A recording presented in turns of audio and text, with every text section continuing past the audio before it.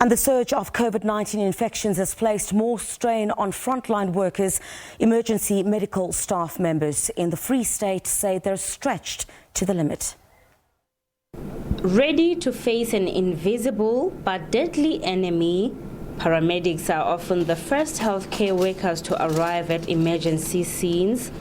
It's a scary battle which requires equally determined medical care staff, and there's a need to exercise maximum caution.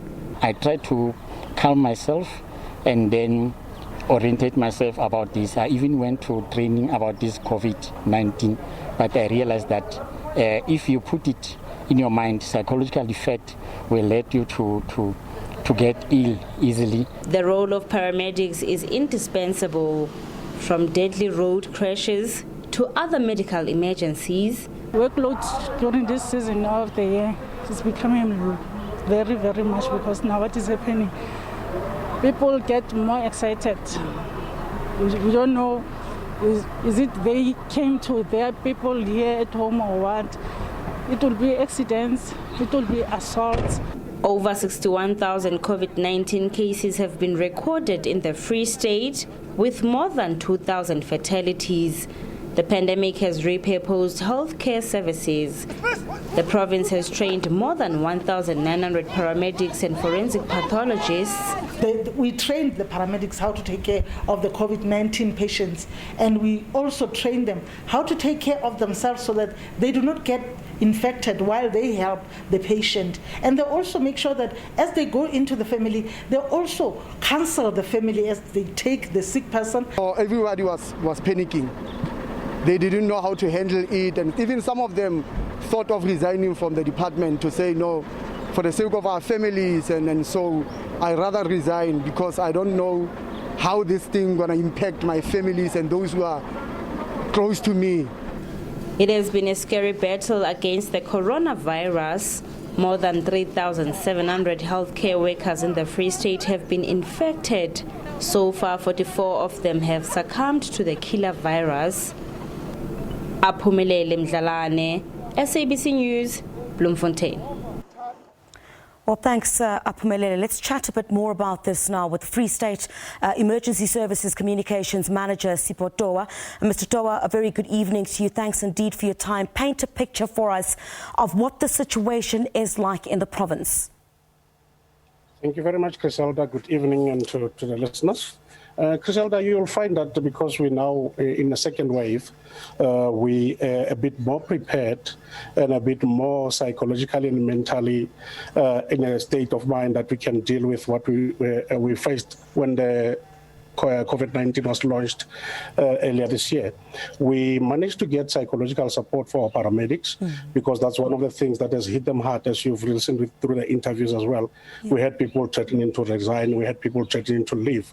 And what the department further did, the department further decentralized response to COVID-19 because when it all started, everything was centralized, and that put a lot of strain to the emergency services. So with a decentralized mode, it has sort of alleviated the pressure, whereby when we're dealing with the emergencies of festive, you also are able to can say we are as a district, each district is able to can handle the cases that they are faced with in terms of COVID-19. Yeah, but in terms of the fact that we are in the second wave, there's great concern at the moment about the rising number of COVID-19 infections.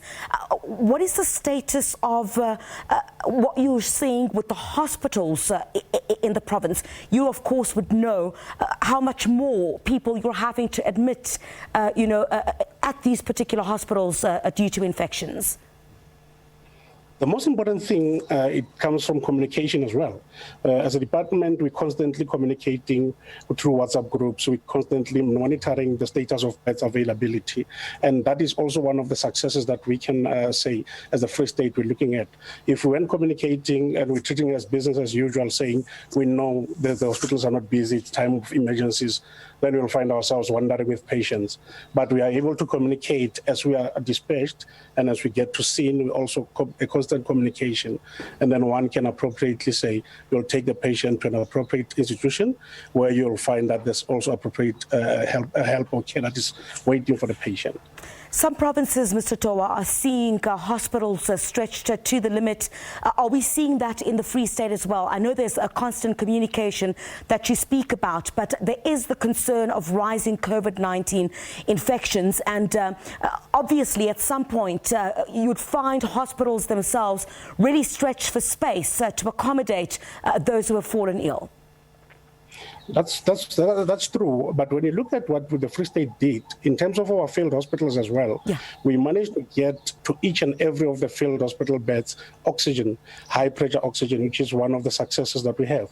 So our field hospitals are still ready. We've only activated one now. We still have 2 more to activate. So as the numbers increases, then we are able to move patients around. We also increased on our ambulances, and we also were looking at having schedules which will be starting on the 1st.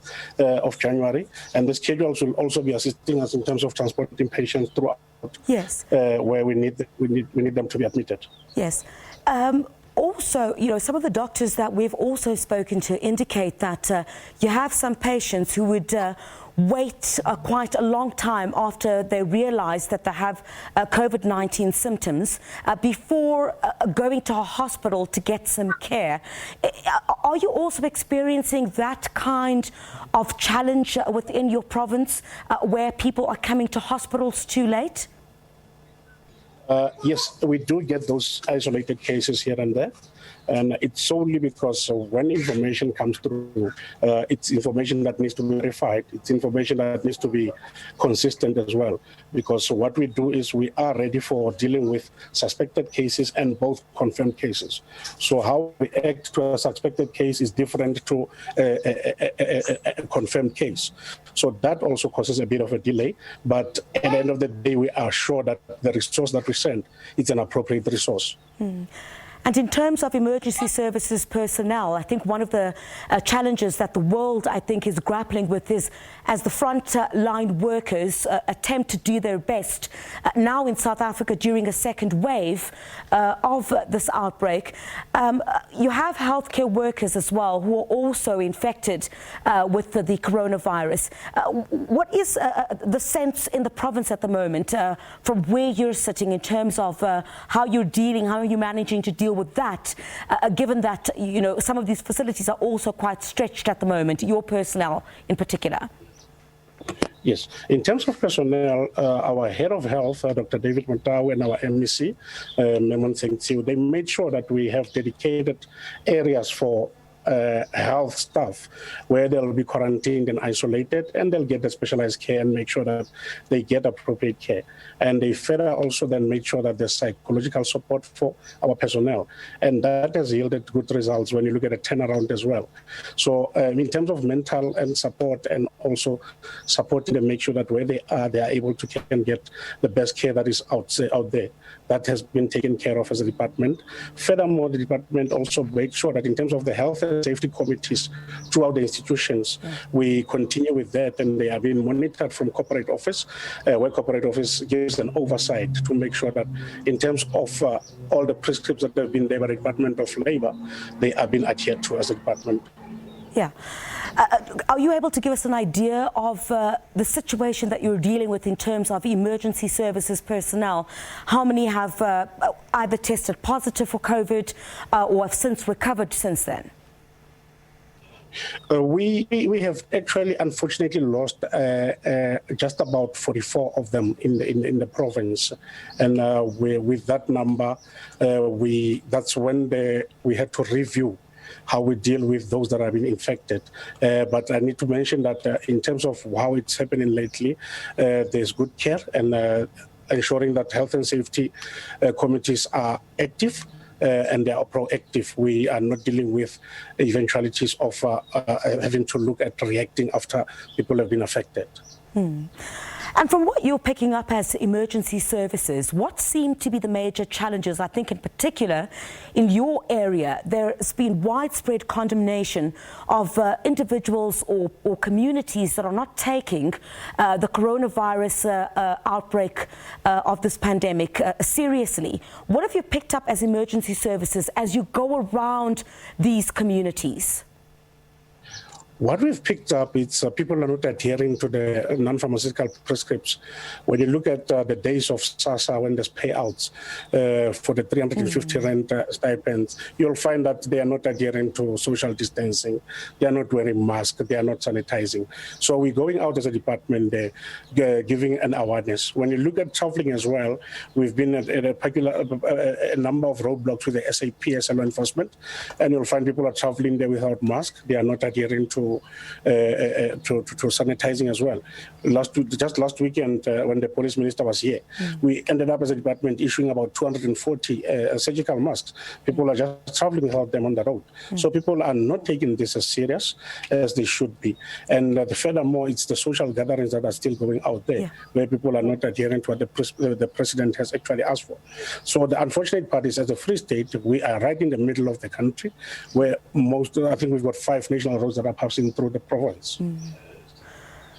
Well, thank you very much indeed, Mr. Towa, for joining us this evening, shedding some light, of course, on how exactly stretched, emergency services workers are in your province of the Free State. Thank you very much indeed. The spokesperson of emergency services in the Free State, Sipho Towa. Thanks indeed for your time.